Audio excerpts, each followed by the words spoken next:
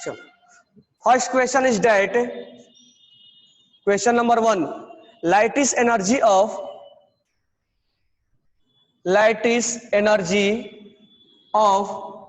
KF, KCl, KBr, KI। आपको इसमें order लिखने हैं, मैं ऑप्शन नहीं दे रहा हूं, आपको इसमें ऑर्डर लिखने हैं। KCl, सॉरी एक KF है, KF, KCl, KBr और KI, इसमें 4 है। तो आपको बताना है कि लाइटिस एनर्जी का ऑर्डर क्या है, सीक्वेंस, हाई टू लो, मतलब ज्यादा से कम। आंसर क्या होगा? एडिशन वगैरह छोड़ दो बराद, ठीक है, क्वेश्चन करो, शॉर्टकट करके भेज जाइए। तो यहाँ आंसर क्या हो जाएगा? KF, KCl, KBr और KI। ऐसा क्यों?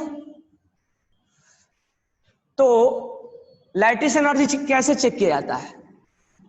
तो अब एक एक चीज याद करके चलो, लाइटिस एनर्जी कैसे चेक किया जाता है, कि एक एक चीज लर्न करके चलोगे तब याद होगा। लाइटिस एनर्जी कैसे चेक किया जाता है, लाइटिस एनर्जी क्या होता है और कैसे चेक किया जाता है, दो बात है।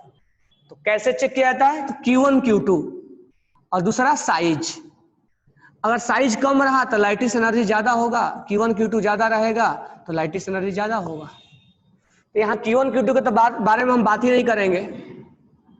क्यों नहीं करेंगे? क्योंकि Q1 Q2 सब में क्या है, इक्वल है। तो हम साइज के बारे में बात करेंगे। साइज में भी कीटाइन कॉमन है, तो एनाइन को पकड़ेंगे। साइज में एनाइन किसका कम है? फ्लोरीन का, फिर क्लोरीन का, फिर ब्रोमीन का, फिर आयोडीन का।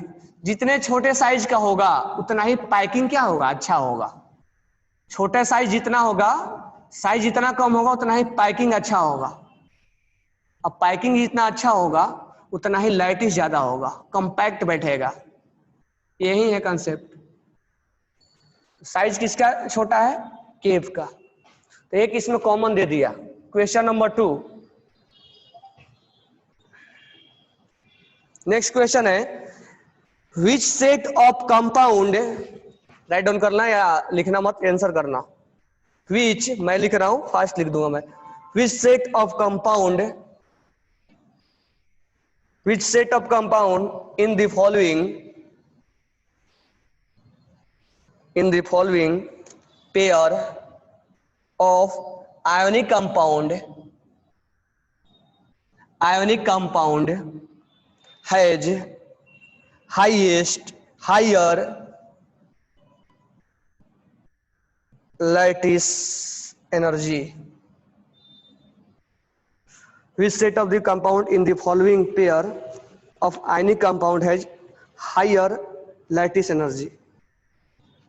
पहला ऑप्शन है KCl और MgO, दोनों में चेक करना किसका ज्यादा है। दूसरा है, ऑप्शन नहीं है, में भी देखते हैं क्या है, LiF और LiBr, इस दोनों में चेक करना किसका ज्यादा है, उसका मुझे आंसर लेके भेजना आप। थर्ड ऑप्शन है, सॉरी, अच्छा इसका ऑप्शन नीचे दिया हुआ है, Mg3N2 और NaCl, ऑप्शन नीचे दिया हुआ है, ये ऑप्शन नहीं है। इस दोनों में से चुनना है किसका ज्यादा होगा, इस दोनों में से चुनना है किसका ज्यादा होगा, इस दोनों में से चुनना है किसका ज्यादा होगा, हायर किसका है। अब नीचे ऑप्शन बना के दिया, आप मेरे को भेजो किसका ज्यादा होगा। तो इस सेट में किसका ज्यादा होगा, इस सेट में किसका ज्यादा होगा, इस सेट में किसका ज्यादा होगा। तो इस सेट में कैसे चेक करेंगे? तो +1 और -1, +2 और -2, Q1 Q2 किसका ज्यादा आया, इसका ज्यादा आया, Q1 Q2 ज्यादा आएगा ना। अब यहाँ पर Q1 Q2 क्या आएगा, सेम आएगा। तो यहाँ तो हम चेक नहीं करेंगे, तो साइज चेक करेंगे। लिथियम कॉमन मिल गया और फ्लोरीन छोटा है। तो लाइटिस एनर्जी कितना आसान है, क्वेश्चन करने पे दिमाग में इंटर हो जाएगा, सब पुट भर जाएगा। ये कैसे हमें चेक करने, तो Q1 Q2 चेक कर लिया। क्वेश्चन देख के समझ में आ जाएगा Q1 Q2 लगाना है कि नहीं लगाना है, बरोबर है क्या? वो देख के समझ में आ जाता है, इतना कुछ ज्यादा वो नहीं करना है, क्वेश्चन देख के समझ में आ जाएगा कि Q1 Q2 अप्लाई करना है कि नहीं करना है। इसमें Q1 Q2 अप्लाई करना है और इसमें साइज, तो साइज में कॉमन मिल गया है। देखो तो फ्लोरीन का साइज छोटा है इसलिए लैटिस ज्यादा होगा। अब यहां पर समझ में आ गया हो Q1 Q2 लगाना है, समझ में आ गया ना। यहाँ साइज नहीं देखेंगे किसका ज्यादा होगा। अब क्वेश्चन देख के समझ में आ रहा है Q1 Q2 लगाना है कि साइज लगाना है। Q1 Q2 किसका ज्यादा है इसका, ठीक है सबको आ रहा है ना। किसी को डाउट है? नहीं होना चाहिए, मैं नहीं पूछ रहा हूं किसी को डाउट है कि नहीं है, नहीं होना चाहिए। अगर है तो प्रॉब्लम है, इसीलिए पहले लाइटिस वाला कंसेप्ट क्लियर करवा रहा हूं तुम्हें। लाइटिस, फिर फजान से, फिर सोलुबिलिटी, एक एक करके सारे कंसेप्ट क्लियर हो जाएंगे। ऐसा हो जाएगा जैसे हम उस पर कमांड हो गया हमारा। तो किसी को अगर अपना बनाना है तो उस पर तो मेहनत करना पड़ेगा ना, तो इस पे भी हम मेहनत कर रहे हैं। तो क्वेश्चन नंबर 3, तो इनकरेक्ट लाइटिस किसमें है? इनकरेक्ट लाइटिस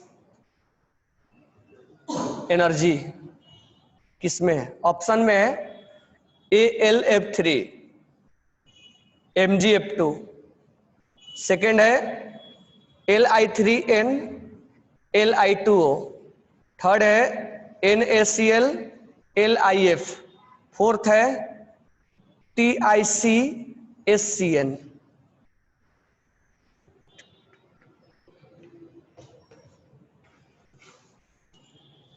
क्या होगा?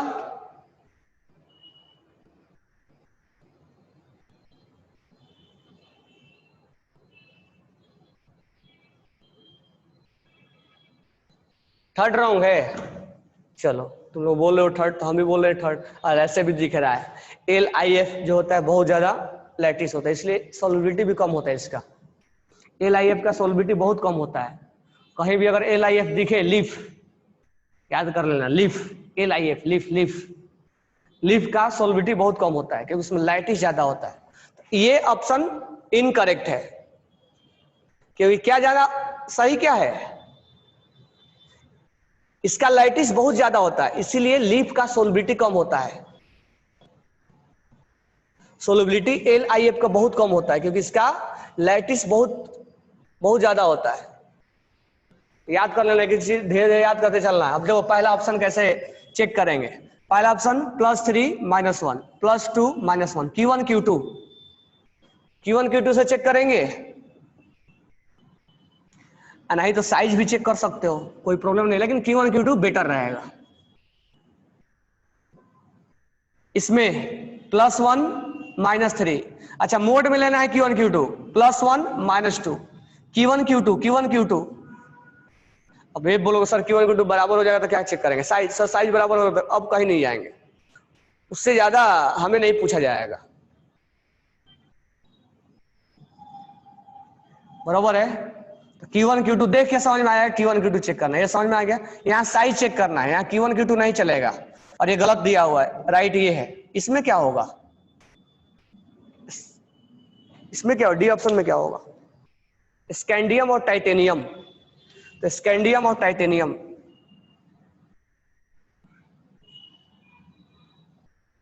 स्कैंडियम SCN और TiC, ये SCN मत बोल देना, नहीं तो SC ये N है, ये स्कैंडियम है। बराबर है क्या?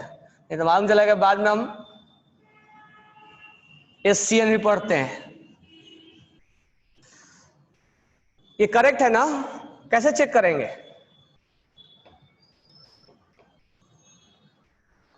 साइज, सॉरी साइज नहीं, चार्ज Q1 Q2 -3 +4, सर यहाँ +4 थोड़े दिख रहा है हमें, चार्ज पे चेक करेंगे। बराबर है क्या? स्कैंडियम ज्यादा +3 हो सकता है, स्कैंडियम का +3 होता है, और टाइटेनियम का +4 होता है, क्योंकि स्कैंडियम का क्या होता है configuration, 1s2 2s2 2p6 3s2 3p6 4s2 3d1 होता है। तो ये 3 लॉस करता है, ये और ये। स्कैंडियम +3 में ज्यादा स्टेबल होता है क्योंकि 3 लॉस करने के बाद ये स्टेबल हो जाता है। स्कैंडियम ज्यादा +3 में होता है, याद रखना। स्कैंडियम मोस्टली फाउंड इन, इसी के बाद है स्कैंडियम के पास टाइटेनियम है। टाइटेनियम में क्या होता है 4s2 होता है, 3d2 होता है, तो ये जो दोनों होता है ये दोनों लॉस हो जाता है, इसलिए टाइटेनियम ज्यादा, सॉरी यहाँ -4 होगा, टाइटेनियम जो होगा वो +4 होगा, तो स्कैंडियम टाइटेनियम जो होगा +4 और कार्बन -4, यहाँ पर स्कैंडियम +3 और नाइट्रोजन -3, तो Q1 Q2 क्या होगा, Q1 Q2 इसका ज्यादा होगा। कोई डाउट है? नहीं होना चाहिए। चार्ज इसमें चेक करेंगे, बरोबर है, चार्ज चेक करेंगे। तो लैटिस एनर्जी दिमाग में बैठ गया, क्या चेक करना है, Q1 Q2 और साइज। क्वेश्चन देख के समझ में आ जाएगा कहाँ Q1 Q2 चेक करना है, कहाँ साइज चेक करना है। नेक्स्ट क्वेश्चन,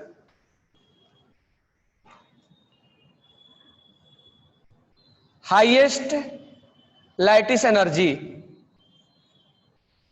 NAF, जल्दी जल्दी बताना है, सारे बताओ और फास्ट आंसर बताओ। हमारा ऑप्शन खत्म हुआ, तुम्हारा उधर से आंसर आना चाहिए। चलो पहला आया ओमकार का, उसके पहले भी आया था अंकुश का, अंकुश लाड, उसके बाद ओमकार का अजहर, NAF बोल रहे हो अजहर, मंजरी गायकवाड़ का C, संचित,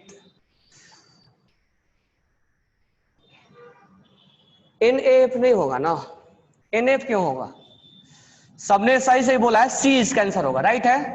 +1 -1, तो पहले इनमें चेक करना है, इनमें Q1 Q2 चेक करेंगे। Q1 Q2 क्या आ गया, Q1 Q2 1 आ गया, 1 × 1, Q1 Q2 क्या आया +3 और -1, क्या आया Q1 Q2 3 आया। Q1 Q2 क्या होगा +3 -3, Q1 Q2 मोड में लेना है 9, और इसके नंबर से कोई लेना देना नहीं है। Q1 Q2 क्या है +2 और -1, Q1 Q2 क्या है 2 × 1 2 हो जाएगा, 2 × 1, बराबर है। कि इसका Q1 Q2 ज्यादा है, Q1 Q2 एल्युमिनियम नाइट्राइड का ज्यादा है।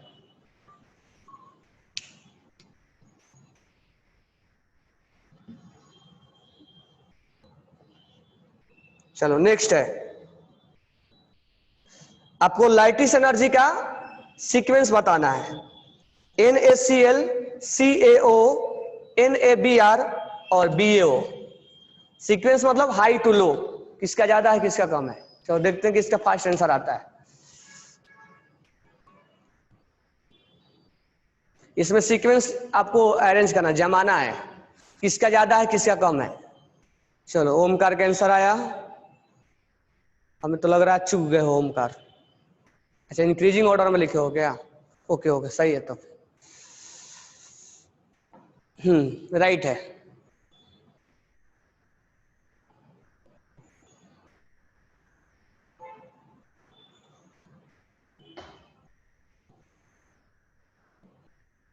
बाकी का answer CaO तनाया, CO BO NaCl प्रगति 2 4 3 1 2 4 3 1। चलो चेक कर लेते हैं। Q1 Q2 +1 -1 +2 -2 +1 -1 +2 +1 -2 +2 -2, Q1 Q2 Q1 Q2 1 Q1 Q2 4 Q1 Q2 1 Q1 Q2 4, तो Q1 Q2 ज्यादा है, तो यानी CaO BaO ज्यादा है, Q1 Q2 NaCl NaBr।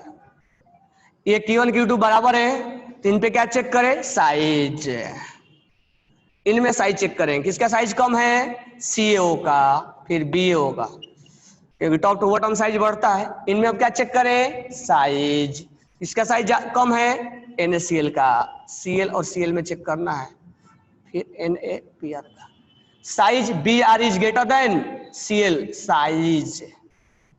एक चीज कॉमन दिख रहा है ना, हमेशा एक कॉमन आएगा, यहां ऑक्सीजन कॉमन, Ca और Ba में साइज, इसका आंसर हो जाएगा CaO BaO NaCl NaBr। Clear हो गया,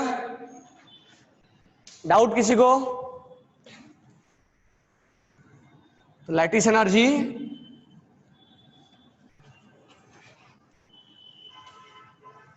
चलो नेक्स्ट क्वेश्चन है, क्वेश्चन नंबर जो भी हो, combined with strong ionic bond, combination with strong ionic bond. पहला है Na+Cl-, Mg+2 Cl-, Na+O-2 Mg+2 O-2। अब ये मत सोचना कि इसमें चार्ज इक्वल नहीं दिया है सर, चार्ज वहां फॉर्मूला नहीं, कंबाइन, वो कंबाइन करने के बाद फॉर्मूला क्या बनेगा मैं लिख दे रहा हूं, फॉर्मूला क्या बनेगा। ये तो सोचने लग जाओगे सर ये तो चार्ज गलत सही नहीं बनाया है, तो बनने के बाद ये होगा। बोल रहा है कि इसमें बॉन्ड अच्छा स्ट्रांग होगा, कौन ज्यादा स्ट्रांग होगा दोनों के बीच का बॉन्ड, किसका होगा? पीयूष मल्लू। अब इस पे बॉन्ड स्ट्रांग किसमें होगा ये जानना है, कैसे जानेंगे? अब देखो दोनों के बीच में बॉन्ड स्ट्रांग होना चाहिए। हमने तुमसे बोला था जल्दी लॉस और जल्दी गेन, यहाँ पे जल्दी से समझ में नहीं आएगा कि जल्दी लॉस और जल्दी गेन कैसे होगा। तो बॉन्ड, आयनिक बॉन्ड का जल्दी लॉस जल्दी गेन से तो मतलब है ही, साथ में अगर ज्यादा से ज्यादा लाइटिस हो, लाइटिस ज्यादा हो तो कॉम्पैक्ट होगा ना। लाइटिस का मतलब होता है अच्छे से अरेंजमेंट हो जाना, उस सॉलिड का अरेंजमेंट। जब ये कंबाइंड हो तो ये अच्छे से अरेंजमेंट हो जाना इनका, तो ये जब कंबाइंड होंगे तो ये एनर्जी लूज करेगा, उसी को लाइटिस बोलते हैं ना। लाइटिस एनर्जी एक्सोथर्मिक, याद रखना पूछा जाता है। लाइटिस एनर्जी एक्सोथर्मिक होता है, डेल्टा एस निगेटिव होता है, एक्सोथर्मिक होता है।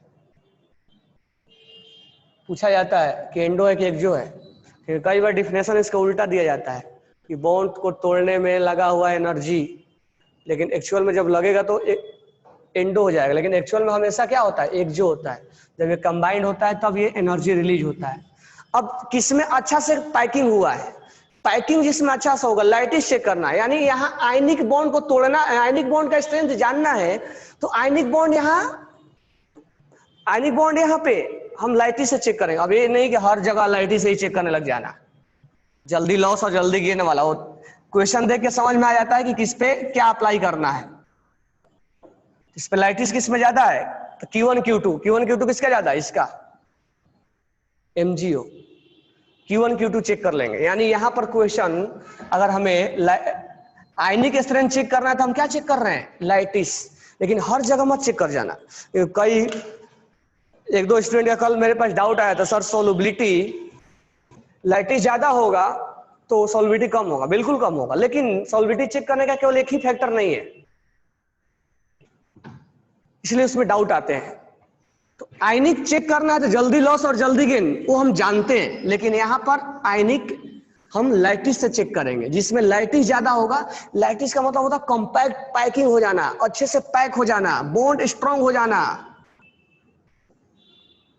स्ट्रांग पैकिंग हो जाना, जल्दी टूटना ही नहीं। तो जितना ज्यादा एनर्जी रिलीज होगा, और लाइटिस कैसे निकालेंगे? Q1 Q2 से। बराबर है।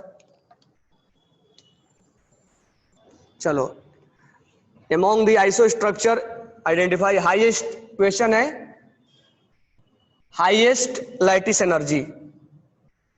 पहला ऑप्शन है LIF, दूसरा है LICL। ये तो ऐसी, कौन सा आंसर होगा? कौन सा आंसर होगा? फोर्थ होगा या फर्स्ट होगा?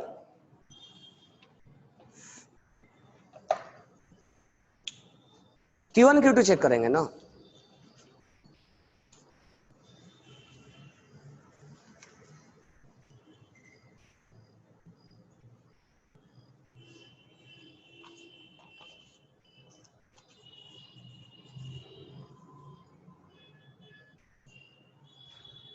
MgO फर्स्ट नहीं होगा, नहीं नहीं, यहां फर्स्ट वी चेक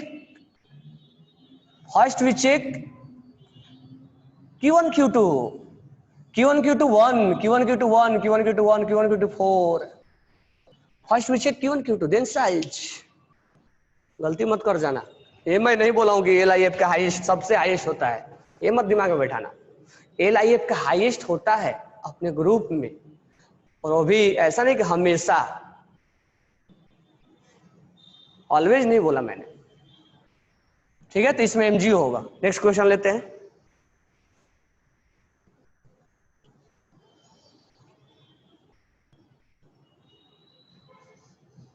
नेक्स्ट जो क्वेश्चन है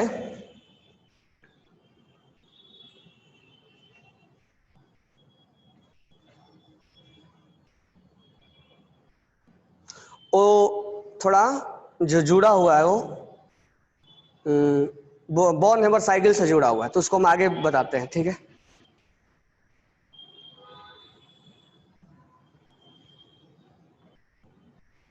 उसके बाद नेक्स्ट जो क्वेश्चन है ये बोला है कि AlF3 जो होता है आयनिक होता है और AlCl3 कोवैलेंट होता है। इसका एक्सप्लेनेशन मैं बाद में दे दूंगा, ठीक है, जब हम कोवैलेंट पढ़ाएंगे तब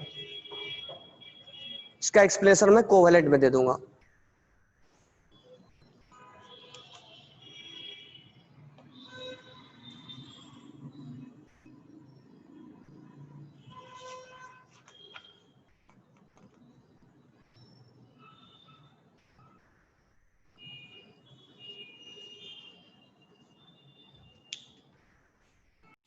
right down heading Born Haber cycle.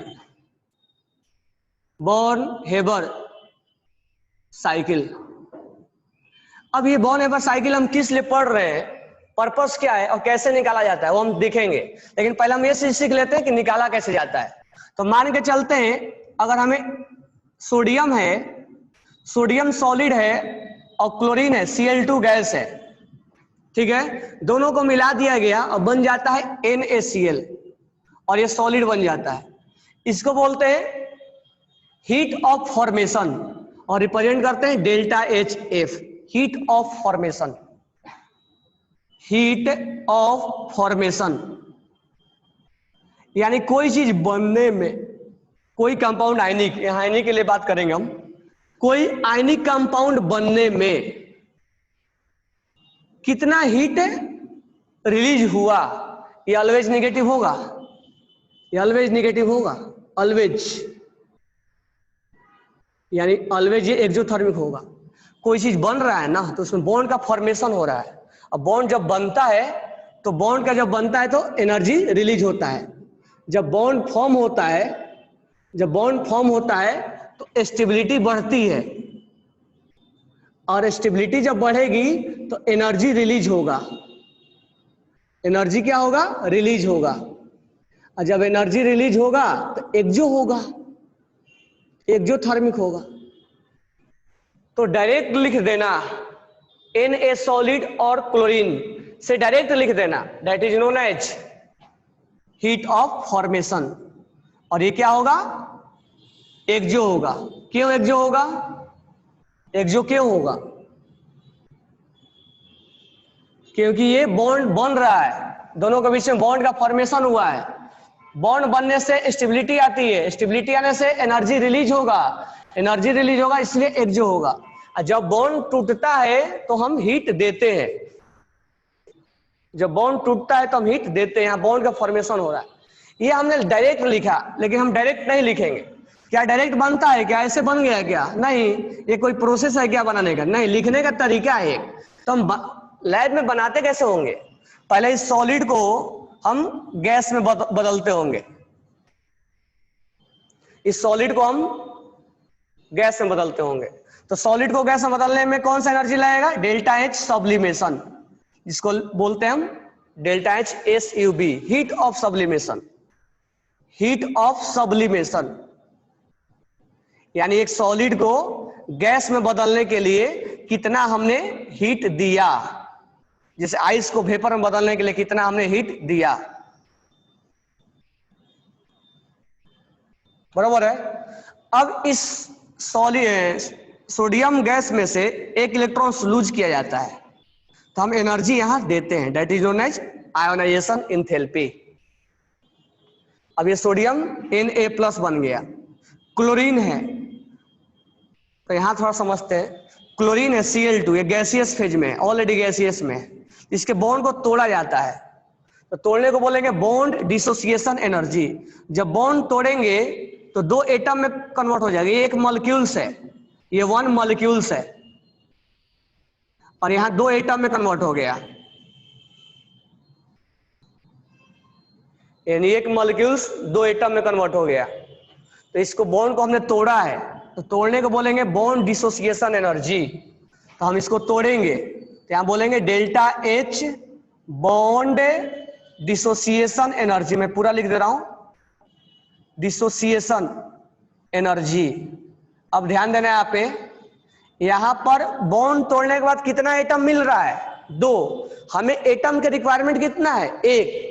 तो जो भी डेटा होगा, जो भी हम हिट देंगे इसको तोड़ने में, उसमें 2 से डिवाइड कर देंगे। यहां थोड़ा ध्यान देने वाला बात है, क्यों 2 से? क्योंकि हमें 1 क्लोरीन चाहिए, तो जो भी हम हिट देंगे, जैसे हमने 10 जूल दिया इसको तोड़ने में, तो हमें 2 एटम मिला, तो हमें 1 एटम मिलना चाहिए ना, हमें 2 मिला, तो जो भी डेटा होगा उसमें 2 से डिवाइड कर देंगे, तो हमें 1 क्लोरीन मिल जाएगा। हमें 2 क्लोरीन नहीं चाहिए, इसमें 2 से डिवाइड कर दो या 1/2 से मल्टीप्लाई कर दो, तो हमें कितना क्लोरीन मिल गया? 1। हमें 1 ही क्लोरीन चाहिए, और ये ऑलरेडी गैसियस फेज में, इसको कन्वर्ट करने की कोई जरूरत नहीं है। अब ये जो इलेक्ट्रॉन्स लूज किया है, 1 इलेक्ट्रॉन्स लूज किया है, ये लूज इलेक्ट्रॉन्स को ये क्या कर लेगा? गेन कर लेगा, और गेन करने में क्या होगा? इलेक्ट्रॉन गेन एंथैल्पी, यहां से एनर्जी रिलीज होगा। ठीक है, तो ये क्या है? एंडो। ये क्या है? एंडो। ये क्या है? एंडो। ये क्या है? एक्सो। अब ये गैसियस फेज में, अब ये दोनों मिल जाएंगे। कौन दोनों? ये दोनों, ये दोनों Na+ और Cl- उसी कंटेनर में होंगे और दोनों मिल जाएंगे। जैसे ही दोनों मिलेंगे चार्ज कैंसिल हो जाएगा, और दोनों के मिलते ही बॉन्ड का फॉर्मेशन होगा। जैसे ही बॉन्ड बनेगा, Na+ गैसियस फेज में मिलना और Cl- गैसियस फेज में मिलना और NaCl का बनना, that is known as lattice energy. और यहाँ बॉन्ड का फॉर्मेशन हो रहा है दोनों का मिलने से, इसलिए लैटिस एनर्जी ऑलवेज क्या होता है? एक्सोथर्मिक होता है। इस केस में इतना जब हुआ कि ये एक्सो है और ये एक्सो है, बाकी सब एंडो है, तो इनके मिलने से ये बनता है NaCl। ठीक है,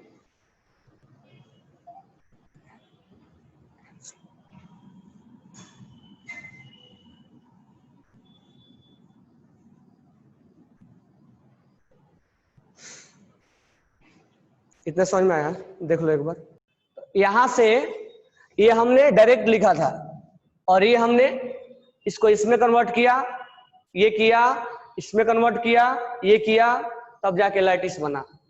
तो यहाँ पर एक थर्मोडायनेमिक्स का रूल आता है, हालांकि उस रूल के बारे में हम बाद में पढ़ेंगे, लेकिन मैं डायरेक्ट लिख दे रहा हूं। और वो थर्मोडायनेमिक्स के जो रूल है बहुत आसान है, मैं दूसरे तरीके से समझा दे रहा हूं। कैसे? देखो कैसे समझा रहा हूं, यहाँ पर ध्यान देना। अगर मान लो आइस है, आइस है, और आइस को बनाया तुमने लिक्विड, और लिक्विड को बनाया वेपर। अगर आइस से लिक्विड बनाने में 10 जूल लगता है, 10 किलो जूल मान लेते हैं, या 6 जूल लेते हैं, आइस से लिक्विड बनाने में 6 किलो जूल लगता है, मान लेते हैं 6 किलो जूल लगता है, और लिक्विड से वेपर बनाने में 5 किलो जूल लगता है। लिक्विड से वेपर बनाने में 5 किलो जूल लगता है। तो मुझे बताओ, आइस से वेपर बनाने में कितना लगा होगा? आइस से वेपर बनाने में कितना एनर्जी लगा होगा? कितना एनर्जी हीट दिया होगा हमने? 11 हुआ होगा ना। तो हेस लॉ यही बोलता है। हेस लॉ क्या बोलता है? कि जो काम तुम स्टेप वाइज किए हो और तुम्हें अब डायरेक्ट बनाना है यहां से यहां, यानी A B C, अगर तुम्हें A से C जाना है तो इसका जो सम होगा A से B प्लस B से C के बराबर होगा। यानी A से C के जो सम होगा, A से C अगर डायरेक्ट गए तो A से B गए और B से C गए, इसके सम के बराबर होगा। यानी A से C अगर तुम डायरेक्ट जाते हो, वेपर डायरेक्ट बनाते हो, तो ये 6 जूल और 5 जूल इनके सम के बराबर होते हैं। ये हेस लॉ। यानी उस चीज को तुम स्टेप वाइज करो या डायरेक्ट करो, दोनों में एनर्जी क्या आएगा, सेम आएगा, हेस लॉ।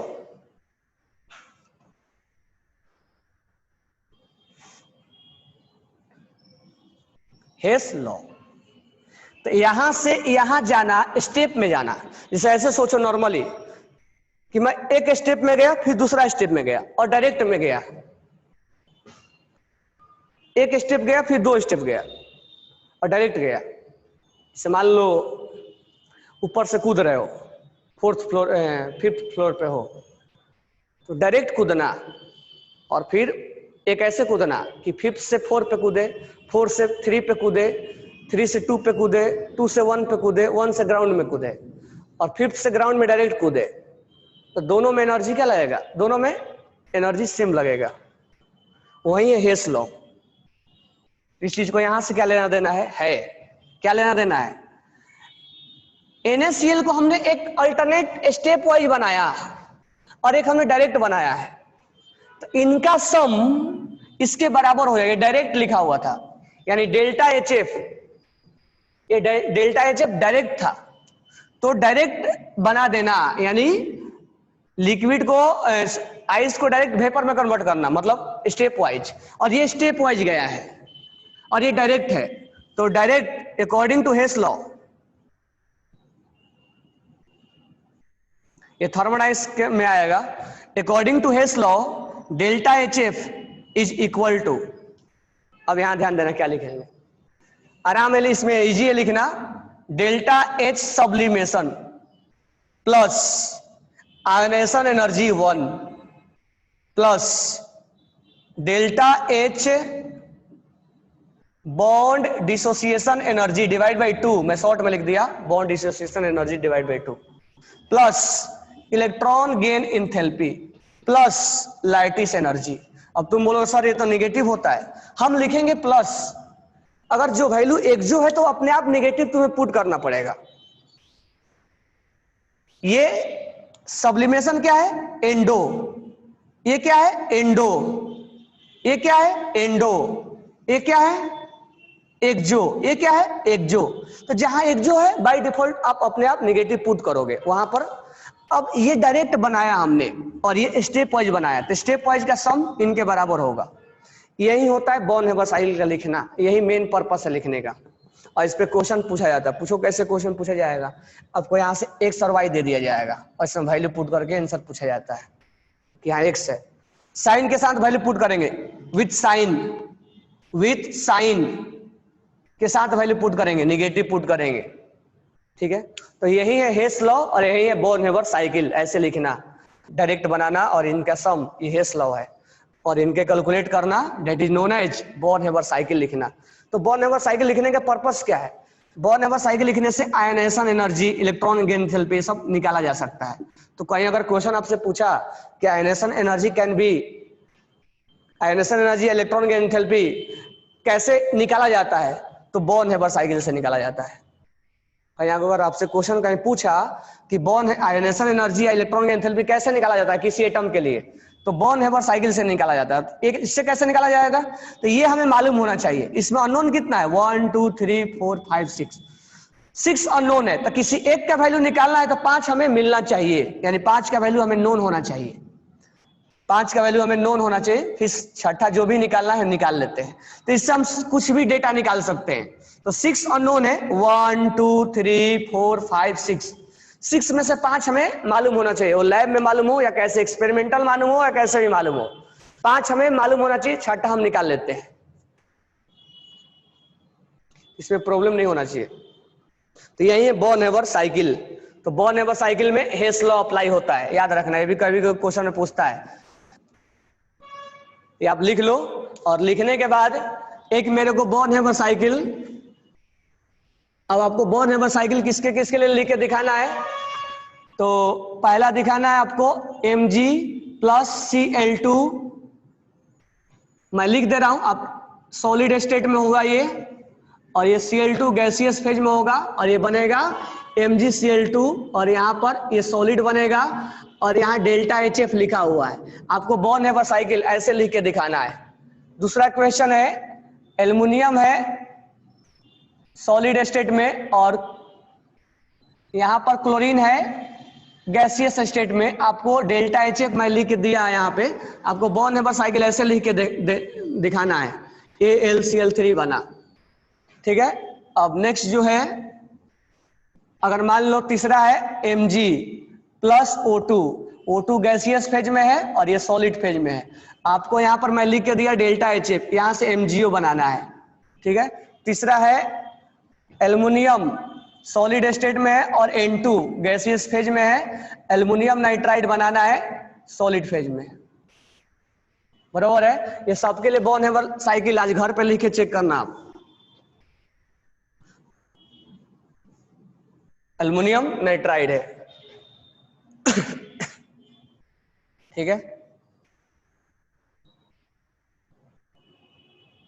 अगर सोडियम है सॉलिड है और ऑक्सीजन गैस है तो सोडियम ऑक्साइड आपको बनाना है, इसका डेल्टा HF दिया हुआ है।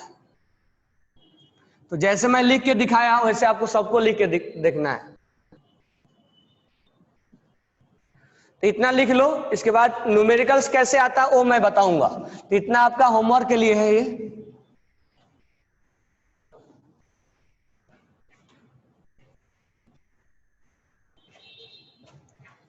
ये आप होमवर्क में लिख लेना इसको।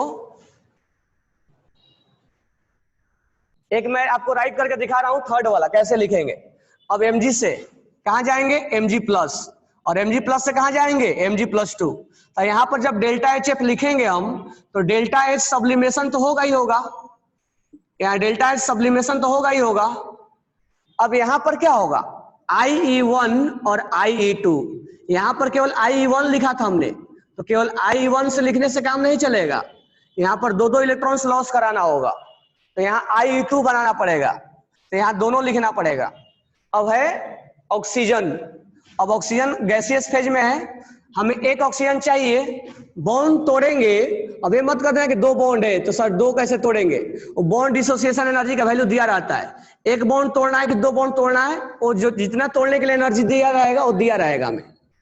तो तोड़ेंगे तो कितना मिलेगा, हमें एक ऑक्सीजन चाहिए, तो delta H bond dissociation energy divide by 2, हमें एक ऑक्सीजन चाहिए, तो ये तोड़ने वाला एनर्जी दिया रहेगा। अब एक से O माइनस में जाना है, O-2 में जाना है, यानी इलेक्ट्रॉन गेन एंथैल्पी 1 और यहाँ लिख देंगे इलेक्ट्रॉन गेन एंथैल्पी 2, ये वैल्यू दिया जाता है। तो यहाँ पर ऐड कर देंगे electron gain enthalpy 1 plus electron gain enthalpy 2, जो प्लस होगा प्लस में रखेंगे, माइनस होगा तो माइनस में रखेंगे, जैसा होगा ये तो आपका हो जाएगा एंडो और ये होता है एक्सो। तो जैसा होगा वैसा हम ये सब हम पढ़ के आए हैं पीरियोडिक टेबल से। अब ये दोनों मिल जाएंगे, दोनों मिलेंगे तो क्या बनेगा, MgO। तो कौन सा एनर्जी रिलीज होगा, lattice energy plus lattice energy, ये आपका हो गया इसके लिए, MgO के लिए हो गया। ऐसे कर करके आपको बनाना है। लाप्लास, ये आगे पढ़ेंगे, लाप्लास रूल, लैबोरेटोरियल लाप्लास। अब हम यहाँ पर एक लास्ट आयनिक में एक लास्ट पॉइंट पढ़ते हैं, हमें दो स्ट्रक्चर के बारे में पढ़ना होता है, NaCl और CaCl। तो हालांकि this one is a part of solid state, लेकिन हम यहाँ थोड़ा सा बस जानकारी देंगे, ज्यादा तो मैं नहीं, वो 12th क्लास में हम पढ़ेंगे। अब Na और Cl है, ठीक है, तो Cl minus is larger than Na plus, ठीक है। अब होता है क्या, NaCl जो होता है सॉलिड होता है, तो NaCl FCC बनाता है। अब FCC क्या होता है, तो FCC होता है face centred cubic cell, face centred cubic cell. अब ये क्या होते हैं, तो जो, अब यहां से देखो, पहले पॉइंट्स में लिखवा दे रहा हूं पर फिर समझा रहा हूं। Cl minus present eight corner, ये कहां से आया फिर मैं समझा रहा हूं, और Na plus present eight octahedral void, octahedral void. अब ये ऑक्टाहेड्रल वॉइड क्या होता है अभी बता रहा हूं। तो actual formula will be Na4Cl4, that means 4NaCl. In 1 cubic cell 4NaCl molecules will found. इतना लिख लो अगर आता है तो।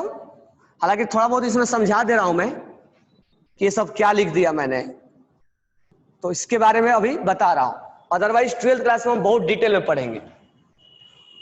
CaCl, CaCl जो होता है सॉलिड, ये CaCl form BCC, body centred cubic cell, body centred cubic cell, और Cl minus present at each corner, और CS plus present at body centre.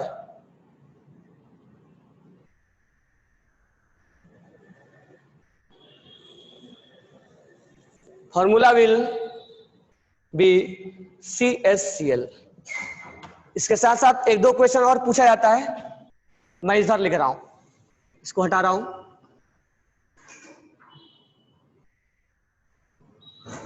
Eight corner sharing of atom will be 1/8, will be at octahedral void,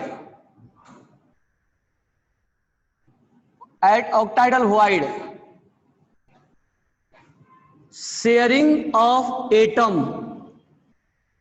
will be 1/4. In body, sharing of atom will be 1.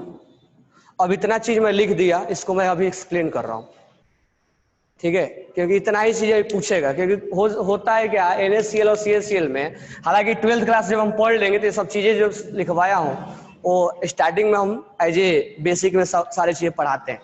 तो 2-3 points मैं समझा दे रहा हूं कि इसमें क्या क्या लिख दिया है। FCC क्या होता है, NaCl कॉर्नर पे ये ऑक्टाहेड्रल वॉइड क्या होता है, एक्चुअल में फॉर्मूला 4 है, इसका मतलब क्या होता है, शेयरिंग में कॉर्नर पे 8 शेयर होते हैं, ऑक्टाहेड्रल में 4 शेयर होता है, वो क्या होता है, CaCl क्या बनाता है, BCC क्या बनाता है।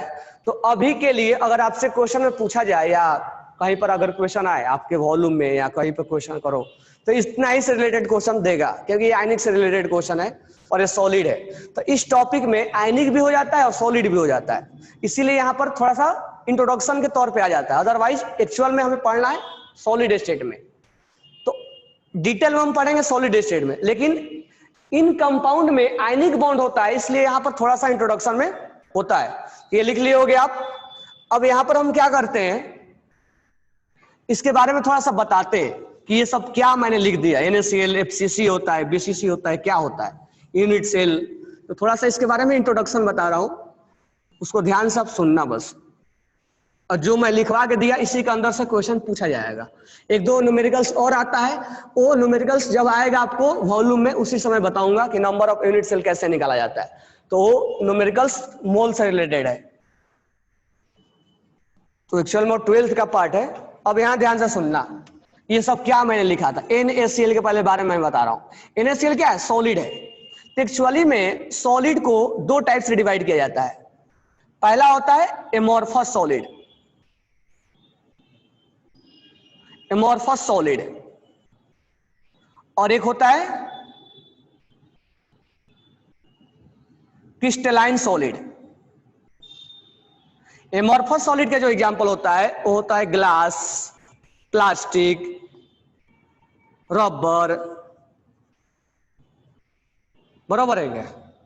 पेपर, जितना हमें दिखता है जो आसानी से टूट जाता है, वुड, और इसमें आयरन, कॉपर, जिंक, ठीक है, NaCl, CaCl, जितने भी आयनिक हैं, आयनिक कंपाउंड जितने भी हैं इसमें आएंगे। और भी एग्जाम्पल होते हैं, हमें आयनिक से लेना देना है।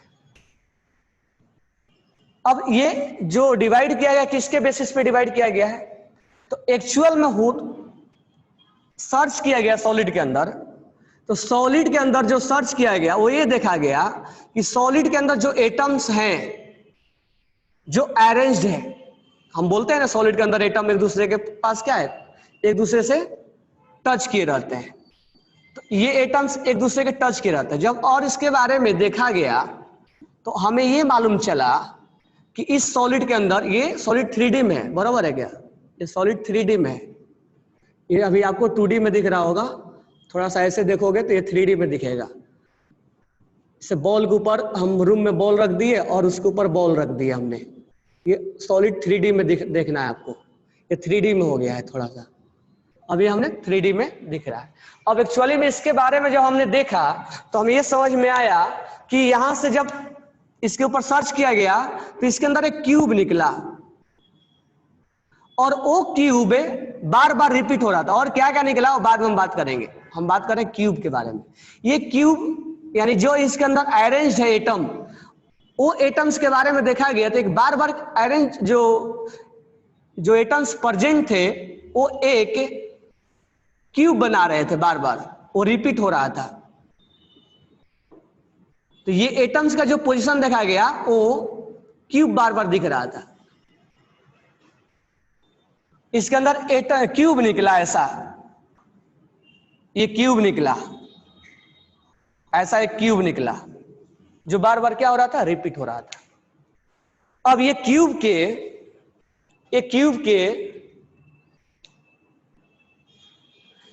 ये कॉर्नर है, दिस वन इज कॉर्नर, ये कॉर्नर है, 8 कॉर्नर होता है, तो इस कॉर्नर पे एटम रहते थे, ये जो कॉर्नर है इस पे एटम रहते हैं। तो ये देखा गया NaCl के अंदर कि इस कॉर्नर पे एटम रह रहा है, और ये एटम जो है वो Cl माइनस है, NaCl के अंदर Cl माइनस है।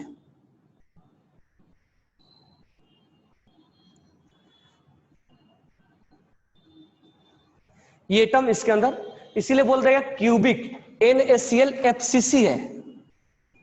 अब एटम जो है वो केवल कॉर्नर पे नहीं रहते हैं, कॉर्नर के साथ साथ फेस पे भी रहते हैं, ये फेस है। तो बताओ कितने फेस होते हैं क्यूब में, क्यूब में कितने फेस होते हैं, क्यूब में फेस कितने होते हैं, 6 होते हैं। और बाकी भंडारे केवल बताया, तनाया, और फेस कितने होते हैं, काउंट करो जल्दी से, रूम में बैठे हो ना, रूम मान लो क्यूब है, कितने फेस दिख रहे हैं, 6, तो कितने Cl होंगे, 6 होंगे। यहां जितने भी फेस है सब फेस पे क्या है, Cl है, सारे फेस पे Cl है। यानी NaCl के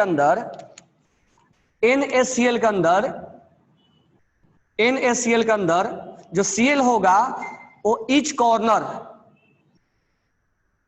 corner of cube plus each face of cube. तुमसे अगर आपसे कोई पूछे कि Cl माइनस कहां होता है तो आप Cl माइनस बोलोगे, Cl माइनस कहां होता है, each corner and each face,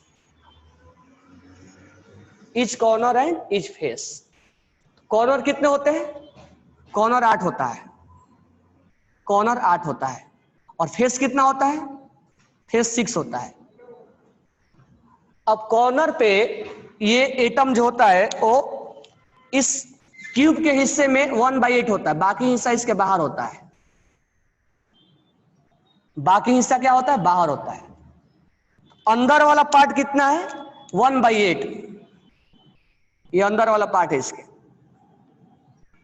तो इस रूम के अंदर, जो रूम में तुम बैठे हो क्यूब है, तो उसके अंदर ये कितना पार्ट है, तो 1/8 पार्ट है। तो कॉर्नर पे 8 होता है, कॉर्नर पे 8 एटम, हमारे हिस्से में कितने आएगा, 1/8, तो 1/8 यहाँ पे 1/8 1/8 1/8 1/8 1/8 या 1/8 इंटू 8, हमारे हिस्से में कितने एटम आ गए 1, क्योंकि बाकी पार्ट बाहर है, बाहर से हमें कोई लेना देना नहीं है। फेस पे जो शेयरिंग होता है, फेस वन लिखवाया था क्या मैं, नहीं लिखवाया तो लिख लेना, फेस पे शेयरिंग आधा आधा होता है। अगर इस रूम पे बॉल है तो आधा उस रूम में जाएगा और आधा इस रूम में आएगा, आधा इस रूम से बाहर निकला होगा और आधा अंदर होगा। तो फेस कितने हैं 6 और शेयरिंग कितना होता है 1/2, कितना हो गया 3, दोनों को ऐड कर दो 4, यानी कि NaCl जो होता है वो इसी को बोलते हैं FCC, यानी एटम कहां कहां है, एटम कॉर्नर प्लस फेस पे है, इसलिए इसको FCC नाम दिया गया है। That's why it is called FCC, face centred cubic cell, इसको बोला जाता है फेस सेंटर्ड क्यूबिक सेल, बराबर है। तो NaCl में Cl माइनस के बारे में हम डिस्कस किए, Cl माइनस कहां कहां है, कॉर्नर पे है और फेस पे है, इसलिए इसका नाम पड़ा हुआ फेस सेंटर्ड क्यूबिक सेल। तो Cl माइनस की संख्या कितना हो गया 4 हो गया ना। अब हम Na+ के बारे में बात ही नहीं किए। अब देखो क्या होता है, जब एटम्स जमते हैं ऐसे, 4 एटम्स ऐसे जम गए, एक ऊपर से रख दिया हमने बॉल और एक नीचे से रख दिया और दिखेगा नहीं, तो बीच में खाली जगह हो जाए जिसको वॉइड बोलते हैं। अब वॉइड में आता है केटायन, क्यों, केटायन का साइज छोटा होता है, तो यहाँ आएगा Na+। अब यहाँ पर मैं डायरेक्ट बोल रहा हूँ कि Na+ ऑक्टाइडल वॉइड में आता है, Na+ कुछ यहाँ आता है, मैं थोड़ा थोड़ा यहाँ बना दे रहा हूँ, हालांकि पूरा समझाएंगे 12th क्लास में। यहाँ पर Na+ में बना दे रहा हूँ, Na+, यहाँ वॉइड क्रिएट होता है Na+। ये जितना भी कॉर्नर एज दिख रहा है, एज के मिडिल पॉइंट पे होता है, ये एज के मिडिल पॉइंट पे Na+ होगा। तो हम इसको लिखते हैं कि Na+ एट, उसको ऑक्टाहेड्रल वॉइड बोलते हैं, इसको बोलते हैं ऑक्टाहेड्रल वॉइड। 8 एटम से मिलकर बना होता, सॉरी 6 एटम से मिलकर बना होता है, 4 ये और एक ऊपर एक नीचे, इसको बोलते हैं ऑक्टाहेड्रल वॉइड। ऑक्टाहेड्रल वॉइड मतलब वैकेंट स्पेस, ऑक्टाहेड्रल वॉइड। ये सब 12th का पार्ट है, बट यहां पर थोड़ा बहुत मैं समझा दे रहा हूं क्वेश्चन करने के लिए। एट ऑक्टाहेड्रल वॉइड, अब ऑक्टाहेड्रल वॉइड में Na+ होता है क्योंकि स्पेस कम होता है और केटायन छोटे होते हैं। अब ये जो होता है 1/4 का शेयरिंग होता है, तो टोटल एज कितने होते हैं बताओ मेरे को, एज कितने होते हैं क्यूब में, एज कितने होंगे, एज 12 होता है। तनाया बोला एज 12 होते हैं ना 12। अब 12 में जो एज पे शेयरिंग होता है, एज पे जो शेयरिंग होता है वो 1/4 का होता है, यानी अगर तुम एज पे बॉल रखोगे तो हमारे हिस्से में केवल 1/4 पार्ट मिलते हैं, बाकी पार्ट बाहर होते हैं, सॉरी हाँ, ये 3 हो गया। अब एक जो होता है वो बीच में होता है एटम Cl Na+ बीच में होता है, तो बीच में वाला एक काउंट कर लेते हैं हम, एक सेंटर में होता है, ये हो जाता है 4। इसमें मैं अब समराइज कर रहा हूं क्योंकि इसमें बहुत डिटेल हो गया, अब इतना ही काफी है। क्या समराइज किया मैंने, सॉलिड स्टेट में 2 टाइप से डिवाइड करते हैं, एमॉर्फस और क्रिस्टलाइन। क्रिस्टलाइन किसको बोलेंगे, जिसमें इस तरह का अरेंजमेंट बार बार दिखे, एक रेगुलर ज्योमेट्री दिखे, रेगुलर ज्योमेट्री दिखे, रेगुलर ज्योमेट्री। और अभी के लिए सोच लो, जो हार्ड है वो क्रिस्टलाइन है, जो सॉफ्ट है वो एमॉर्फस है। इसमें इरेगुलर ज्योमेट्री होता है, कभी क्यूब मिला कभी नहीं मिला, कभी दूसरा मिल गया, इरेगुलर ज्योमेट्री होता है। और इसमें बार बार क्यूब रिपीट होता है। अब यहां पर मैं लिख रहा हूं क्रिस्टलाइन को हम 3 टाइप से डिवाइड करते हैं, FCC, BCC और क्रिस्टलाइन में हम होता है केवल 7 टाइप का, उसमें एक क्यूब होता है, इसमें और मिलता है। क्यूब को हम 3 टाइप में डिवाइड करते हैं, FCC, BCC और SCC। इसमें 7 टाइप का होता है अलग अलग, उसमें क्यूब मिलता है। क्यूब में हम डिवाइड करते हैं FCC, फेस सेंटर्ड, NaCl इसका एग्जांपल है, CSCl इसका एग्जांपल है। तो हमें यही 2 पढ़ा रहे हैं तुम। तो समरी समझ में आ गया कि सॉलिड स्टेट को, सॉलिड कंपाउंड को 2 टाइप में डिवाइड किया जाता है। NaCl कहां होगा, Na प्लस कहाँ होगा, Na प्लस में NCl माइनस कहाँ होगा, NaCl में Cl minus present at each corner and each face. Corner पे शेयरिंग कितना होता है 1/8 का, और फेस पे शेयरिंग कितना होता है 1/2 का। तो Cl माइनस की संख्या कितना हो गया 4, Cl माइनस की संख्या कितना हो गया 4 हो गया ना 4। तो Cl माइनस के बारे में क्लियर हो गया, ये Cl माइनस का डिस्कशन है। तो Cl माइनस कहां रहेगा, फेस पे और कॉर्नर पे, इसलिए नाम पड़ा हुआ है FCC, face centred cubic cell. अब Na प्लस कहां रहेगा, Na प्लस रहता है वॉइड में, खाली जगह, उसके बीच में स्पेस होगा। तो एक्चुअली में वॉइड के बारे में बाद में जानेंगे। ऑक्टाइडल वॉइड होता है, ऑक्टाइडल वॉइड में एज पे 12, ये एक बीच में होता है Na प्लस। तो टोटल कितने हो गए 4। तो इस क्यूब के अंदर Na प्लस कितना मिला, Na प्लस 4 मिला, और Cl माइनस कितना मिला 4 मिला, 4 Na प्लस और 4 Cl माइनस। तो फॉर्मूला क्या हो जाएगा 4NaCl। यानी एक क्यूब में कितने एटम मॉलिक्यूल्स मिले 4, एक क्यूब में कितने मॉलिक्यूल्स मिले 4। ठीक है, एक्चुअल में जो इसका फॉर्मूला होता है वो इंपेरिकल फॉर्मूला, फिर मोल में जाना पड़ेगा, इतना ही बस लिख लो काम। अब इसमें कुछ समझ में आया, एटम का बाकी पार्ट दूसरे यूनिट सेल में शेयर होता है क्या, हाँ दूसरे यूनिट सेल में कंटिन्यू होगा ना, ये इसका शेयरिंग। मैं इसको और थोड़ा एक्सप्लेन कर दूंगा नेक्स्ट क्लास में, ठीक है, अभी टाइम भी हो गया है। ये जो एटम होता है ये इधर वाला इधर वाला उधर वाला ये शेयर में आते हैं। तो कॉर्नर, इसको मैं नेक्स्ट टाइम पे और एक्सप्लेन करता हूँ, ठीक है। ये सब कॉर्नर में है, तो ये मान लो क्यूब है, तो ये क्यूब में ये जो एटम होता है वो बाजू वाले, अब रूम, ये रूम है, तुम अपने रूम में बैठे ना, तो रूम के चारों तरफ सोचो कि रूम है, ऐसे है रूम, ये रूम है, मान लो ये रूम है, तुम एक बॉल यहां रख दो, तो ये बॉल इस बाजू वाले कमरा में भी शेयर होगा, इस बाजू वाले कमरा में भी, सॉरी रूम में भी शेयर होगा, और इस बाजू वाले रूम में भी शेयर होगा। हुआ ना, तो कितने से शेयर हुआ ये रिंग 4 से। और हम बोल रहे हैं एटम, एटम क्या होता है स्फीयर, इसके ऊपर 4 रूम और ऊपर होगा, इसीलिए 8 से शेयर हो जाता है। ये सब चीज 12th में समझाऊंगा मैं। अगर एक सर्कल है तो सर्कल तो 4 से शेयर होगा, लेकिन हम बात कर रहे हैं एटम, और एटम 3D में होता है, सर्कल 4 से शेयर होगा 1 2 3 4, लेकिन हम बोल रहे हैं 1/8। तो ये एटम जो होता है वो 3D में होता है, 3D में होने की वजह से 8 एटम 4 रूम और ऊपर से आएगा, यानी उस टेरिस के ऊपर भी रूम आएगा, इसीलिए ये बॉल जो है 1/8 पार्ट में डिवाइड हो जाता है, और हमारे हिस्से में 1/8 पार्ट ही मिलता है। तो नेक्स्ट क्लास में इसको और समझाएंगे, ठीक है। नेक्स्ट क्लास में जिसको नहीं भी समझ में आया होगा वो